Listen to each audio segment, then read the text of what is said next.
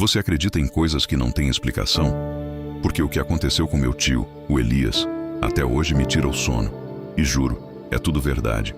Aconteceu há uns 10 anos, mas a lembrança é tão vívida que parece que foi ontem.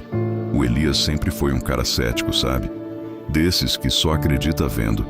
Morava numa casa antiga, dessas com paredes grossas e um quintal enorme que parecia um labirinto. Uma casa que, por si só, já tinha um ar meio sombrio, mas ele adorava. Tinha um escritório nos fundos, onde passava as madrugadas trabalhando em projetos de arquitetura. Era um hábito dele virar à noite, e a casa silenciosa sempre foi sua companheira. Mas uma noite o silêncio foi quebrado, e não foi por um barulho comum. Eram 3 da manhã, horário clássico das coisas estranhas. Ele estava concentrado, os fones de ouvido no volume médio, quando sentiu uma vibração estranha. Tirou os fones. Silêncio absoluto. Colocou de novo. Minutos depois, tum, tum, tum. 3 batidas secas. Não era o vento, não era a casa estalando. Era diferente. Parecia vir da parede que dividia o escritório do quarto de hóspedes. Ele pensou, deve ser o vizinho. Mas o vizinho morava bem longe, e a parede do escritório não fazia divisa com a casa dele. Ele ignorou. Voltou ao trabalho, tentando racionalizar. De repente, tum, tum, tum. De novo. Mais fortes, mais claras. O coração dele acelerou. Não era um som aleatório. Havia um ritmo. 3 batidas, uma pausa, mais 3 batidas. O Elias não era de ter medo fácil, mas o suor começou a escorrer pela nuca. Ele se levantou, foi até a parede, encostou o ouvido. Nada. Silêncio total. Ele pensou em ir verificar o quarto de hóspedes, mas uma sensação estranha o parou. Era como se algo o impedisse de ir. Ele voltou para a mesa, a mente a mil.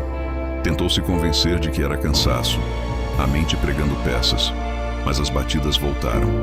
Não na parede do escritório. Agora, pareciam vir de dentro da casa, um pouco mais distantes. Ele se levantou de novo, a adrenalina correndo nas veias. Pegou uma lanterna pesada que tinha na gaveta e, com passos lentos, começou a andar pela casa. A luz da lanterna dançava pelas paredes, criando sombras assustadoras. O assoalho de madeira rangia sob seus pés, cada rangido parecendo amplificado no silêncio da madrugada. Ele foi até a sala de jantar. Nada. A cozinha. Vazia. O quarto dele. Tudo em ordem. Ele estava quase se convencendo de que estava delirando quando ouviu de novo. Tum, tum, tum. Dessa vez, vinha do corredor principal, perto do banheiro. Ele parou, respirou fundo. O som era abafado, como se estivesse vindo de trás de algo. Ele seguiu o som, a lanterna apontada para o chão. Chegou ao corredor. Olhou para o banheiro. A porta estava entreaberta. Ele empurrou a porta devagar. O banheiro estava escuro. Ele acendeu a luz. Vazio. Foi então que ele notou. No canto mais afastado do banheiro, atrás do vaso sanitário, havia uma pequena portinhola de madeira. Dessas que se usam para esconder registros ou acesso a encanamentos. Ele nunca tinha reparado nela antes, ou talvez nunca tivesse dado importância. Era antiga, quase imperceptível. A madeira estava um pouco inchada pelo tempo. E de lá, ele ouviu. Tum, tum, tum. Não havia dúvida. O som vinha dali, de dentro daquela pequena abertura. O Elias sentiu um arrepio que começou na espinha e subiu até os cabelos. Que diabos poderia estar ali dentro? Um animal? Mas o som era tão deliberado, tão rítmico. Ele se agachou, a lanterna apontada para a portinhola. Tentou abri-la. Estava emperrada. Ele puxou com mais força. A madeira velha estalou e a portinhola cedeu. O que ele viu o fez gritar. Não um grito de pânico, mas um grito de puro terror. Lá dentro, não havia canos nem registros. Havia um espaço vazio, escuro, e no fundo, algo que parecia uma caixa de madeira antiga, pequena, enferrujada e com uma abertura na parte superior. E dentro dessa caixa, algo se movia.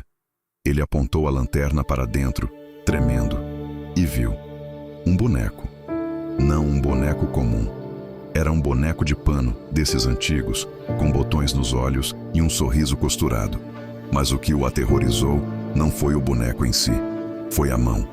Uma mão pequena, de criança, que estava saindo da abertura da caixa e que batia, tum, tum, tum, na parte de dentro da caixa.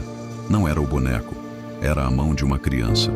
A mão era pálida, quase translúcida, e tinha uma pequena pulseira de contas coloridas no pulso. O Elias recuou, tropeçando, o coração batendo descontroladamente. Ele fechou a portinhola com força, sem conseguir tirar os olhos daquele pedaço de madeira. Ele não conseguia respirar. A imagem daquela mão batendo na caixa, vindo de um lugar que não deveria existir, o paralisou. Ele saiu correndo do banheiro, da casa, e só parou quando estava na rua, ofegante, sob a luz dos postes. Elias nunca mais voltou para aquela casa. Ele a vendeu dias depois, por um preço irrisório, apenas para se livrar dela. Nunca contou a história completa para ninguém, exceto para mim, anos depois, numa madrugada em que ele não conseguia dormir. Ele ainda tem pesadelos com aquela mão. E o mais bizarro, quando os novos proprietários foram reformar o banheiro, eles encontraram a portinhola. E dentro, a caixa de madeira, vazia. Mas o chão ao redor da caixa estava cheio de pequenas marcas de arranhões, como se algo tivesse tentado sair. E a pulseira de contas coloridas. Ela foi encontrada jogada no chão do banheiro, bem ao lado da portinhola, intacta. Então me diz, o que você faria se ouvisse batidas na parede às 3 da manhã e encontrasse algo assim? Deixe seu comentário e compartilhe essa história com seus amigos para ver o que eles acham.